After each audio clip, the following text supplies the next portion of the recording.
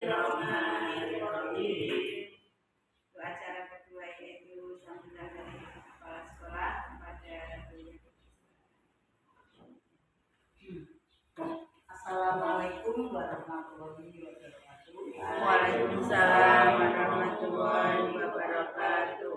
Yang saya hormati dan sekaligus saya banggakan Bapak dan Ibu Guru beserta staf SD 01 Kajen. Alhamdulillah pada hari ini tanggal 30 September 2024 kita semua bisa berkumpul pada ruangan ini untuk melaksanakan observasi sekolah yang mana kita akan melihat terlebih dahulu untuk rapor pendidikan sekolah kita. Nah, Bapak Ibu, yang pertama kita langsung melihat saja untuk rapor pendidikan kita pada tahun 2024. Yang pertama Bapak Ibu, mengapa kita mengacu pada ini? Ini terwujud bukan berarti kita ulangi seperti anak-anak dan mendapatkan nilai rapor seperti ini, bukan. Tetapi ini adalah hasil dari ANBK. Di mana ANBK itu yang mengerjakan adalah siswa kelas 5 dan Sulinjer itu Bapak Ibu semua serta anak-anakku kelas 5 yang semuanya itu ada 30 siswa. Kalau kurang 30 semuanya ikut, kalau lebih dari 30 siswa hanya 30 yang ikut. Tahun kemarin berapa Bu Marianti untuk kelas 6-nya? Bu Indah ya? Berapa? 31, berarti yang wajib ikut adalah 30, sedangkan yang satu tidak. Tetapi kalau jumlahnya untuk saat ini hanya 28 di kemarin ya, itu semuanya ikut tanpa dibilang. Pokoknya kuota itu 30 siswa. Nah ini Bapak Ibu, informasi pada ANBK itu bisa membaca semua yang terjadi di sekolahan kita. Inilah maka disebut sebagai rapor pendidikan. Nah, rapor pendidikan kita tahun 2004 ini adalah hasil ANBK tahun 2023. Dan nanti untuk rapor tahun 2005 berarti ANBK tahun ini 2004 yang akan dilaksanakan bulan November atau Oktober. Ini kita kemarin kemampuan literasi murid ini dari segi baca membaca ini adalah capaian kita yang terbagus di antara 6 capaian yang lain. Kemudian setelah ini karakter murid ini termasuk baik, namun capaiannya masih kalah dengan literasi murid. Kemudian keamanan sekolah, kondisi keamanan sekolah ini termasuknya juga baik. Kalau dibanding dengan tahun kemarin ada kenaikan.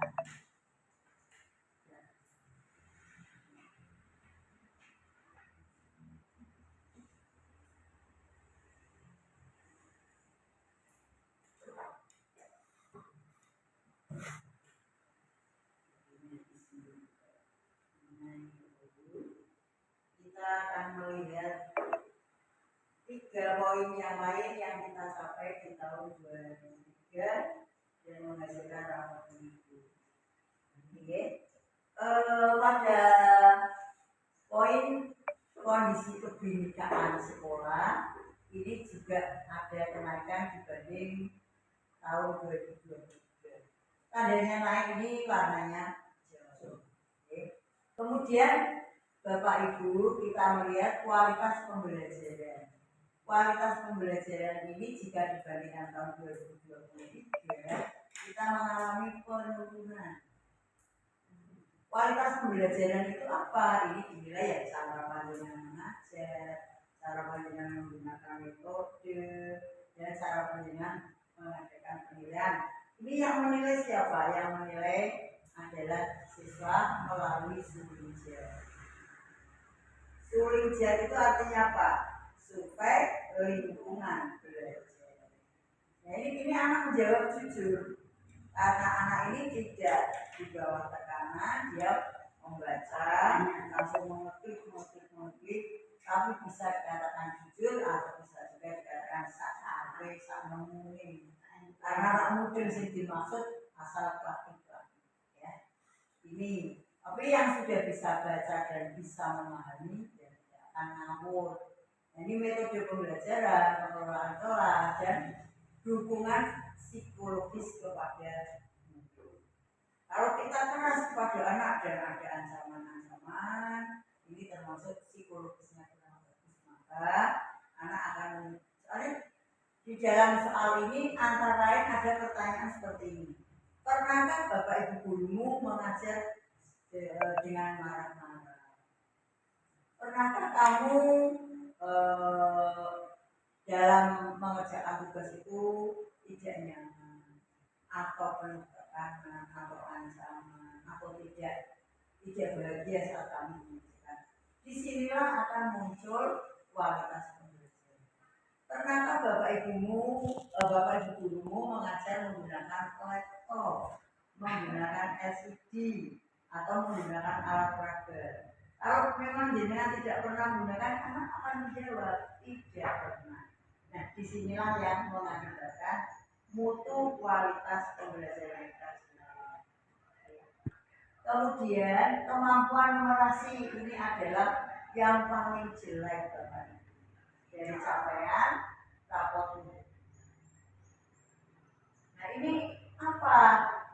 Kemampuan numerasi ini dinilai dari pemahaman murid terhadap domain bilangan, aljabar dan geometri. Ini paling perlu ditingkatkan. Nah, jadi nanti untuk arkas atau poin sentral yang akan kita perbaiki, yang pertama adalah numerasi, kemampuan numerasi. Karena titik beratnya adalah literasi dan numerasi. Baru pembelajaran ini dan yang lain ini menyusul. Bagaimana panjenengan akan memperbaiki numerasi? Numerasi ini bisa panjenengan perbaiki dengan mencongak pada saat anak masuk dan paling mengena pada saat anak pulang siap dan doa. Tanya jawab yang ringan saja. Matematika kuncinya adalah pipolondo, ring, poro, bagi, lan, tambah, itu sudah. Kalau itu panjenengan sudah membiasakan pada anak, insya Allah nilai literasi ini akan naik.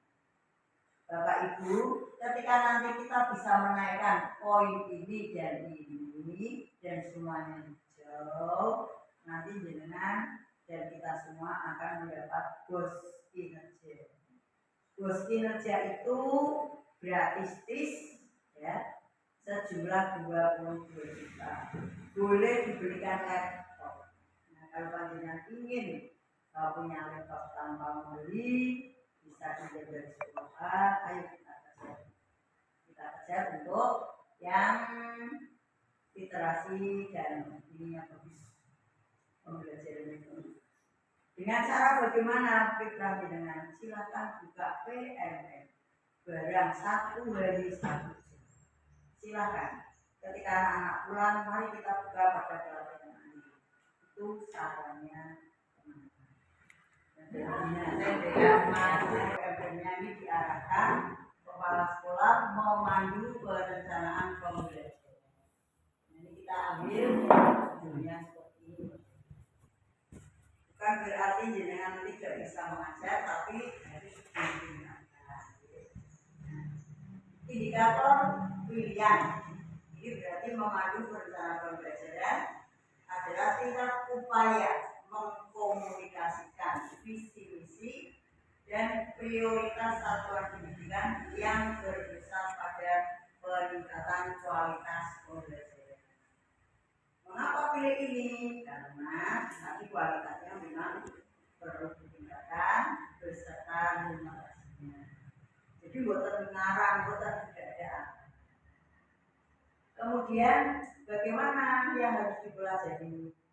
Memahami capaian pembelajaran yang sekarang ICP, Kemudian memahami cara membuat alur pembelajaran ATP dan memahami perumusan tujuan pembelajaran serta memahami penyusunan modulasi. Ini semua saya yakin Bapak Ibu bisa belajar. Buka PMM, ini kita buka melalui beta, ada semua. Atau PMM yang mobil pelajar atau CP tinggal diklik nanti semuanya keluar. Sekarang tidak ada kata sulit, semuanya. Nah, ini Bapak Ibu, visi sekolah kita. Saya tanya pada jenengan selama ini sudah tahu kalau visinya seperti ini? Sudah pernah disosialisasi belum Bapak? Dijawab yang mantap dan yang diam dong. Belum. Nah kalau belum ya berarti mari kita atau kita buka. Visi ini saya sengaja tidak mengubahnya karena tak pikir masih sesuai.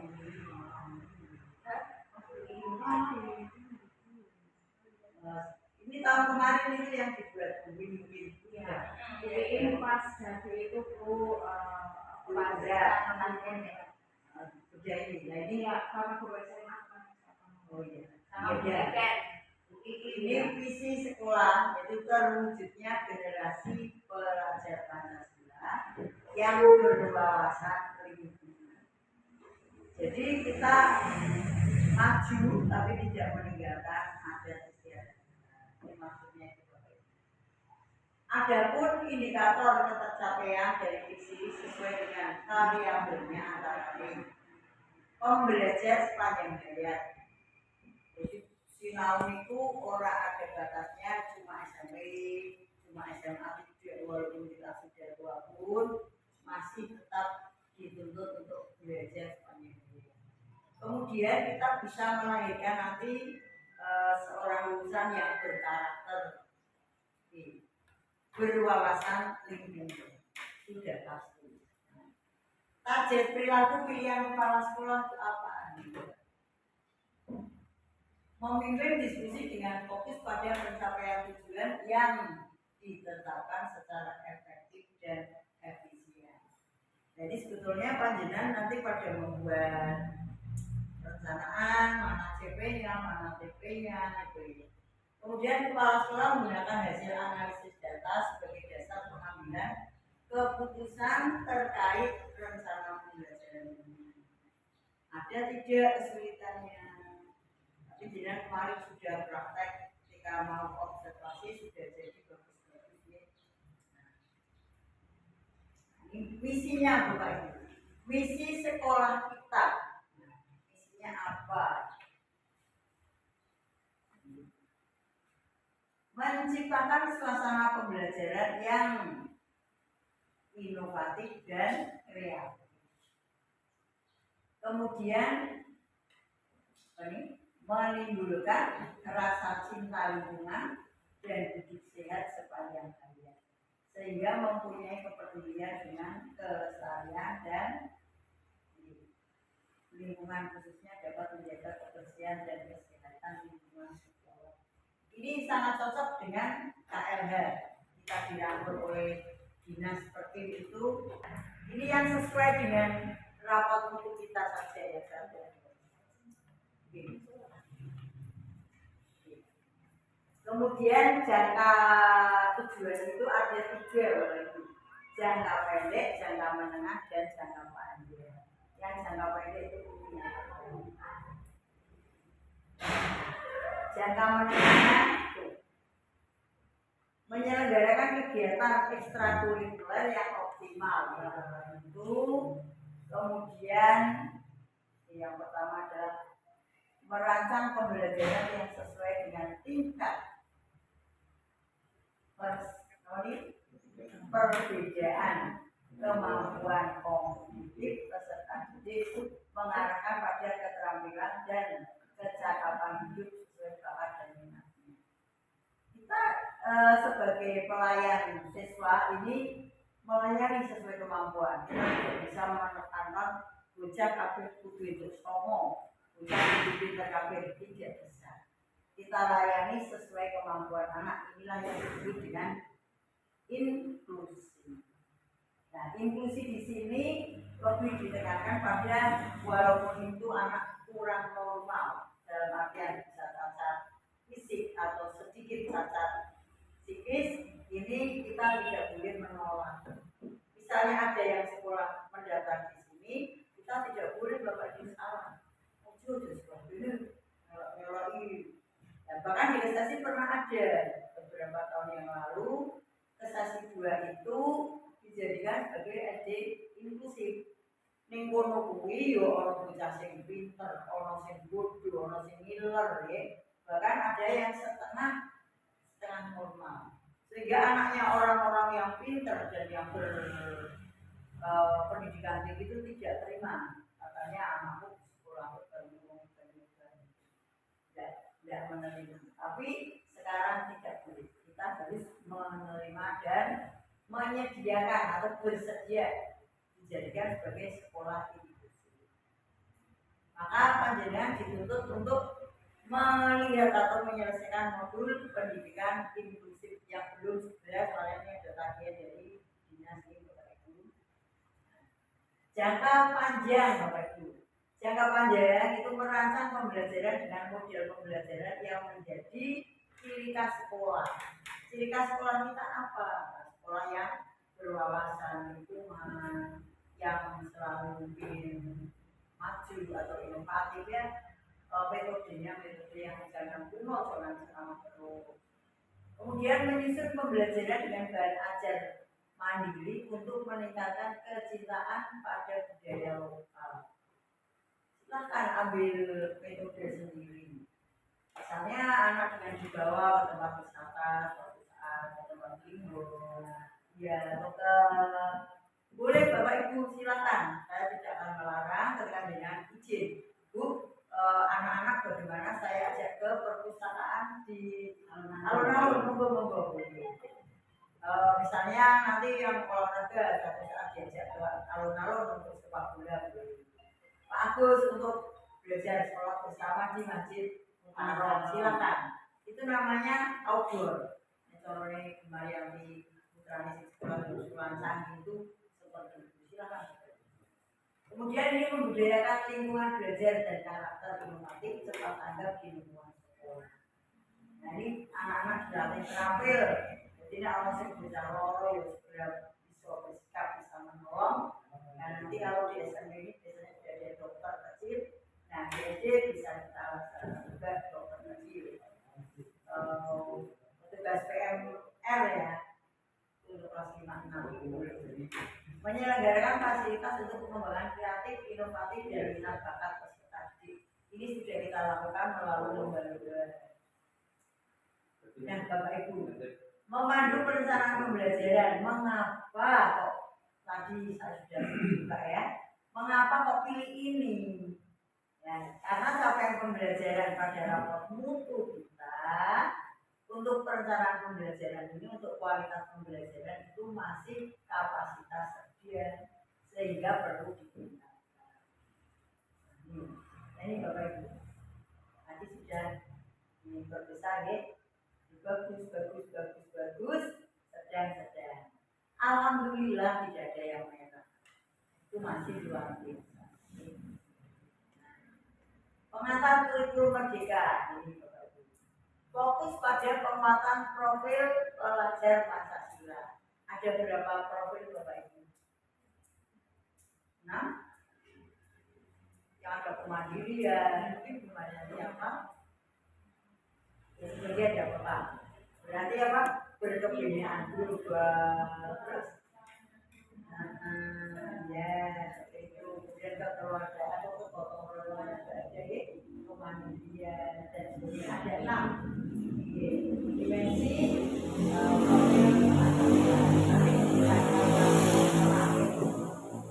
definisi dan pentingnya CP capaian pembelajaran. CP ini sebetulnya boten beda karo KI. KI utawa bingung itu penyebutannya. CP menggantikan KI. KI singkatan dari kompetensi inti. KD Dasar. KD ini jabaran dari KI. Fokus pada kompetensi yang harus dicapai ini adalah murid. Murid harus bisa mencapai KI atau KD. Jadi Mas Said mungkin dulu belum pernah mendengar yang ini atau sudah ya Mas Said? Jadi sudah ya, bisa soalnya sudah kurikulum K13. Kalau ini gantinya CP Pak Said.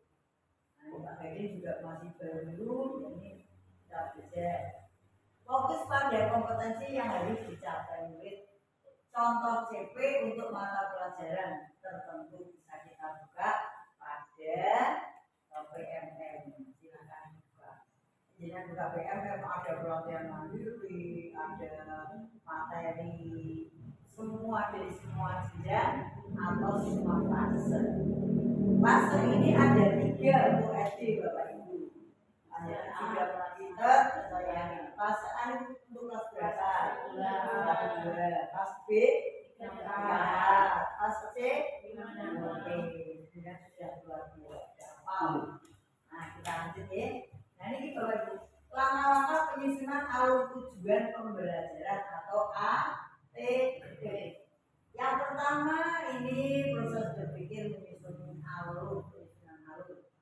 Identifikasi CP, capaian pembelajaran. Lalu rancang tujuan, bisa kita buka juga di situ juga tujuannya. Susun alur pembelajaran. Alur pembelajaran dia nomor Bapak Ibu. Alur pembelajaran apa ya? Yang ini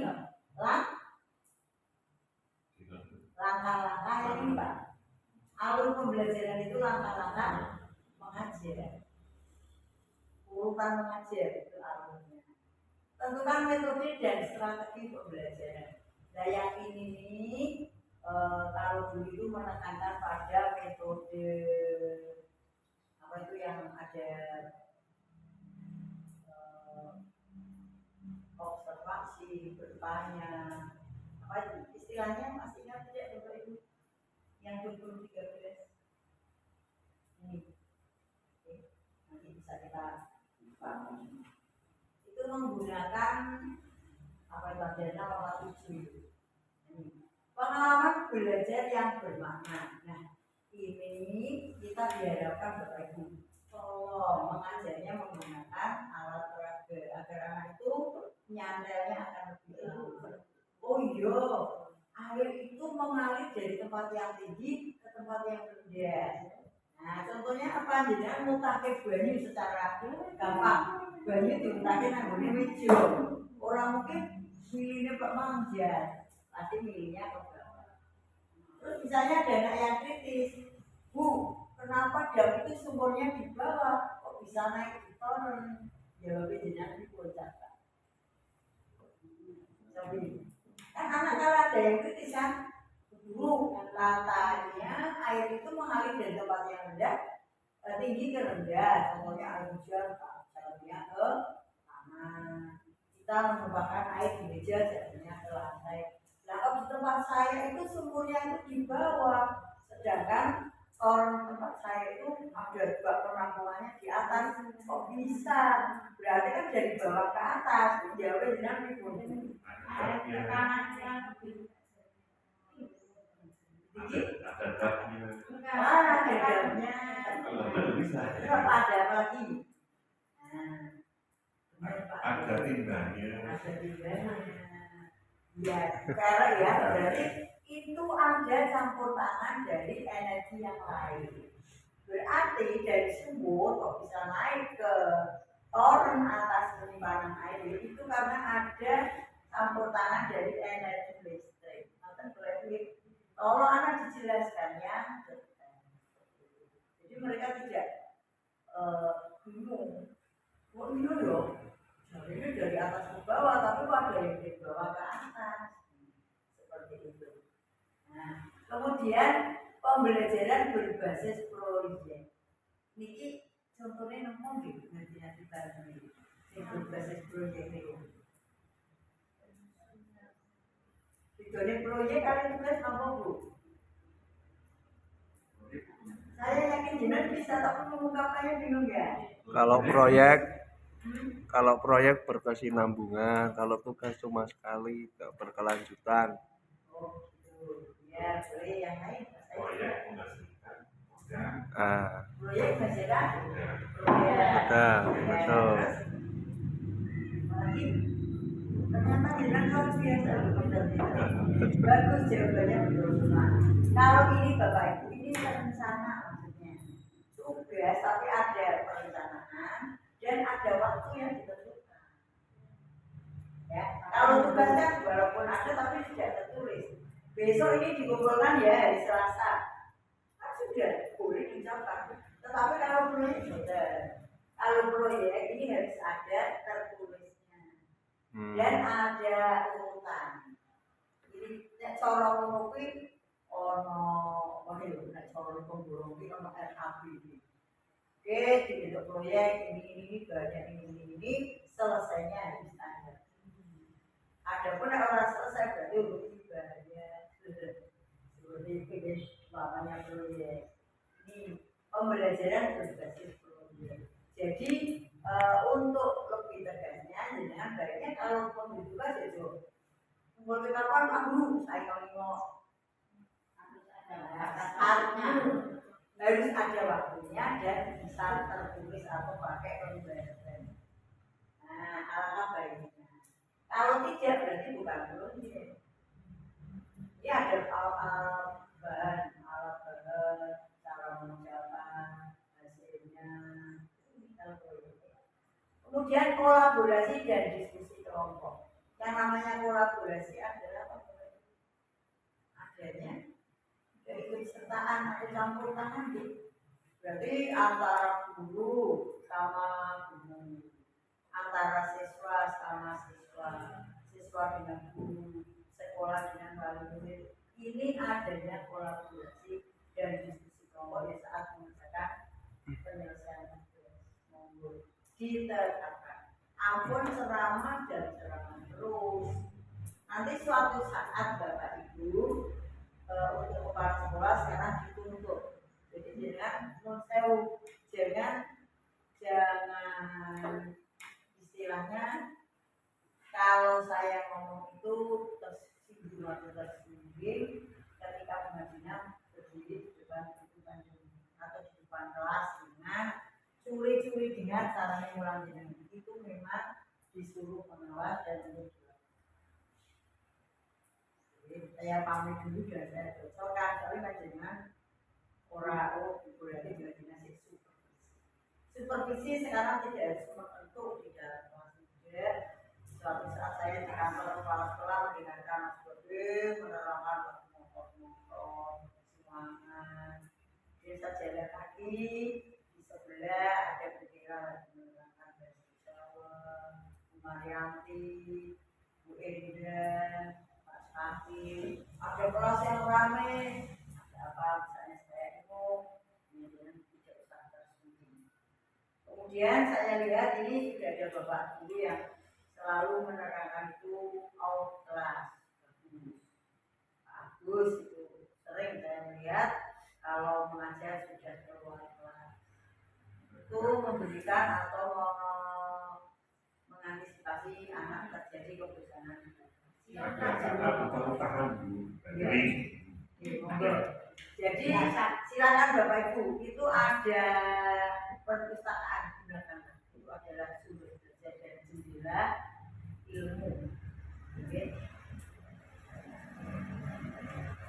Tahapan dalam merencanakan pembelajaran apa biasa dari RPP tapi nek Pak observator ya walaupun sekarang semuanya sudah bisa didorong dan tidak paling murah itu paling tidak dengan alhamdulillah rakitan metas observasi di seluruh badan dan nilai itu saya yakin hasilnya juga bisa.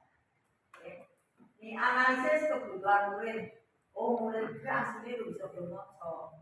Silakan ya mengawali lagi dengan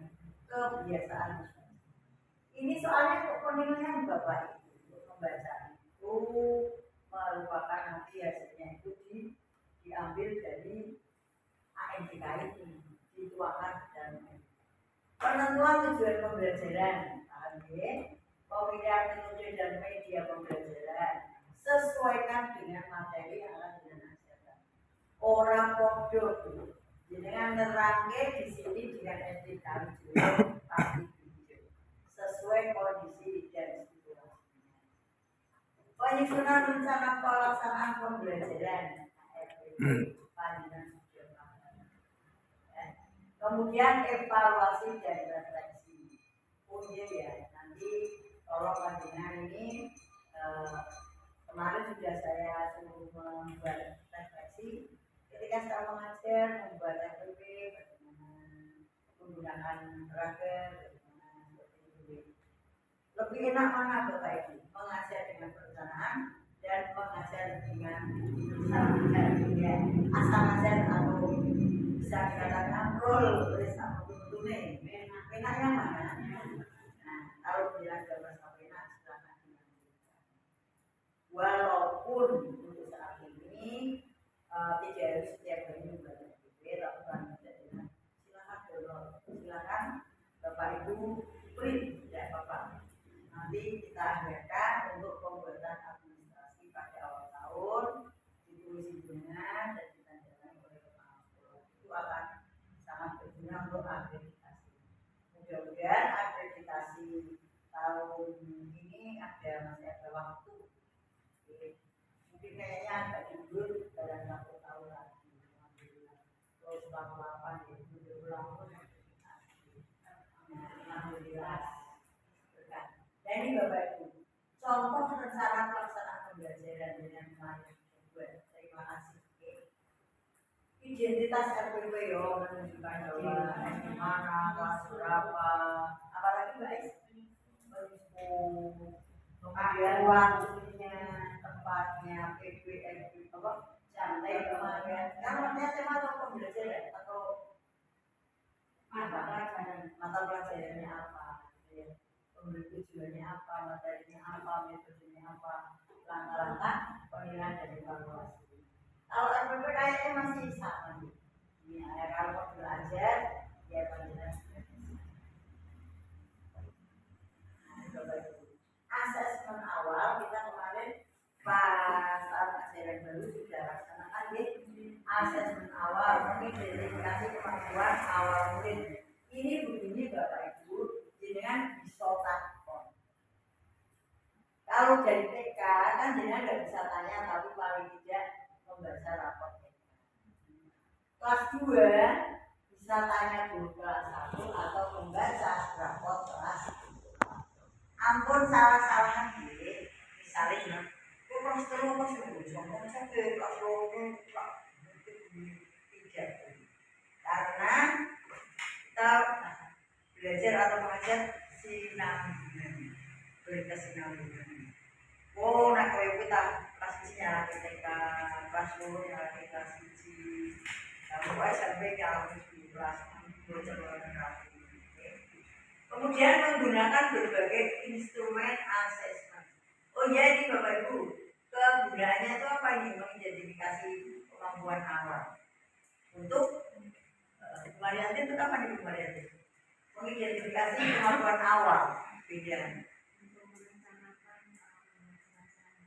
Iya, untuk merencanakan pembelajaran selanjutnya. Untuk merencanakan apa lagi? Nah, jadi harus ngerti kemampuan si A, yo, si B, yo, si A, kalau itu tampilan pintar, sebenarnya matang dulu. Jadi kira-kira untuk apa? Untuk kelompok apa? Memetakan. Sekarang saya tak ingin tahu. Memetakan siswa itu APE. Sepinter sama pinter, sedang sama sedang, oneng sama oneng. Ini dicampur, bagusnya dicampur. Terus aku ya lagi itu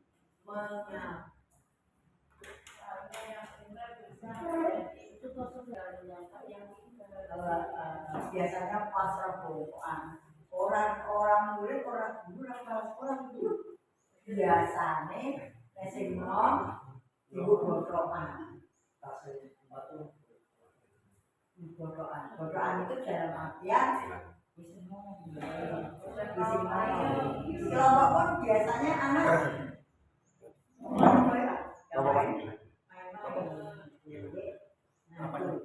tapi memang alamat baiknya dicampur. Jadi gunanya apa? Asesmen tidak. Oh ternyata anak kelas 1 sekarang itu hanya 50% yang sudah bisa baca.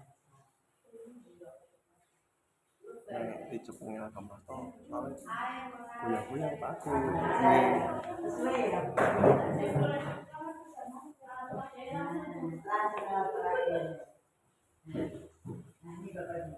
Pendekatan dalam menentukan kriteria ketercapaian tujuan pembelajaran. Menentukan kriteria ketercapaian itu yang pertama, kriterianya jelas dan terukur. Dengan nek gawe aturan yo iso dilaksanakan ini. Dia menggunakan rubrik penilaian. Dia biji contoh, dia punya kriteria biji itu 6, 5 umpamanya itu. Nah, ini contoh sing gampang. Anak dapat menyebutkan 8 buah yang berasal masam atau asam. A, nilai 8. Ketika anak bisa menyebutkan tadi berapa? 8. B, nilai 7 apabila anak bisa menyebutkan nilai 7. Apa buat berdasar asal 7. Dari ada itu. Jadi ada patokan itu tidak asal biji, makanya buatan adil. Fungsinya dari rubrik itu untuk menanamkan keadilan. Jadi berlaku untuk A juga untuk B untuk C, bukan subjektif. Bisa dipahami ya. Contoh kriteria ketercapaian untuk berbagai mata pelajaran. Ini silakan dilihat di PMS. Ada semua. Tinggal ketik saja. Kriteria ketercapaian mata pelajaran Pancasila, bahasa Indonesia. Silakan juga ada semua, jadi ada usah bingung. Itu melalui kita melalui Gemini, melalui AI, ada bermacam-macam. Yang saya pernah buka di video Gemini, AI dan kita itu lewat PN. Sudah pernah saya cek nonton semuanya ya yang belum itu karena tidak ada kata-kata untuk mengawang. Jadi tapi beliau tahu. Nah ini Bapak Ibu, kesimpulan dan harapan pentingnya perencanaan yang baik. Monggo Bapak Ibu sebagai pendidik buatlah perencanaan yang baik sebelum kita mengajar. Paling boten jangan tahun ini RPP buat 1 bulan lupa dari membaca. Jadi kok pulang kurang jadi ojo dilawan anak jadi jangan menggunakan Pak dulu masa waktu ini takon kita sudah dapat gimana ya. Itu ada yang betul-betul ngecek, ada yang betul-betul ngerti ini beli ya sing berbahaya kan beli mau kadang-kadang siswanya dulu Pak guru lalen ora takon PR guru lalen ora takon tugas biasanya anak ikut berdoa sendiri. Kemudian ini Bapak kolaborasilah antara guru dan murid. Jadi nek pulang yo nek bisa diajak nang.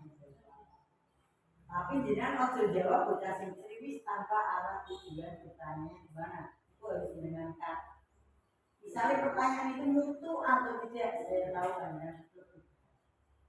Nek takone ngene suami utawa jering-jering ibu ngomong udah satu isi. Abaikan. Nanti dia akan mati dengan sendirinya. Mati maksudnya dalam kebiasaan gurunya akan dimatikan. Ketika ada anak yang cerekal dan ketika mengajar dia itu istilahnya membuat orang panggil namanya. Jadi silakan tasmu diambil. Kamu mau di dalam apa di luar? Jangan ada anak yang mengajak pulang terus, pulang. Boleh, silakan Marianti pulang. Marianti kok, nanti dia kebiasaan itu akan tidak ada anak nakal Bapak Ibu.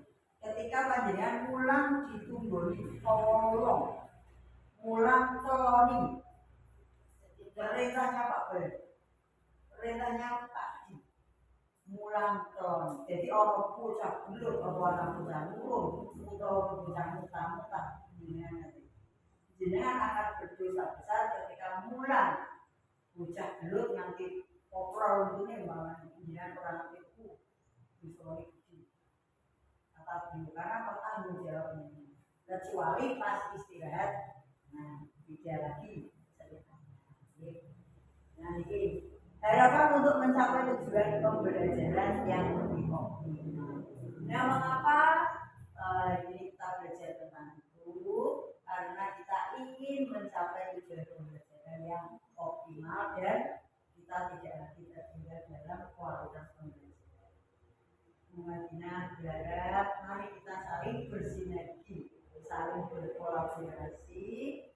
Kalau bisa dan kita berharap bisa, kita bisa mencapai bos kinerja. Bos kinerja itu besarnya 22 juta. Tidak campur dengan bos reguler, bisa diberikan untuk laptop, untuk nanti LCD, untuk alat-alat yang menunjang. Syaratnya apa? Syaratnya PNL-nya bagus, hasil UN-nya bagus, AN-nya bagus, terutama literasi, numerasi, kualitas pembelajaran. Nanti ini Bapak Ibu kiranya Muhammadiyah tidak bijaksana kalau berpandang lebar, karena saya sudah mendengar ada nyanyian sapi dalam perut, mungkin Muhammadiyah sudah berguyup ya. Saya akhiri sampai di sini. Mohon maaf yang sebesar-besarnya. Tidak ada unsur untuk menyinggung, tidak ada unsur untuk merendahkan panjenengan. Mari kita bareng-bareng kita tingkatkan bersama untuk kebaikan sekolah kita. Wassalamualaikum warahmatullahi wabarakatuh. Waalaikumsalam warahmatullahi wabarakatuh. Tempat utusan.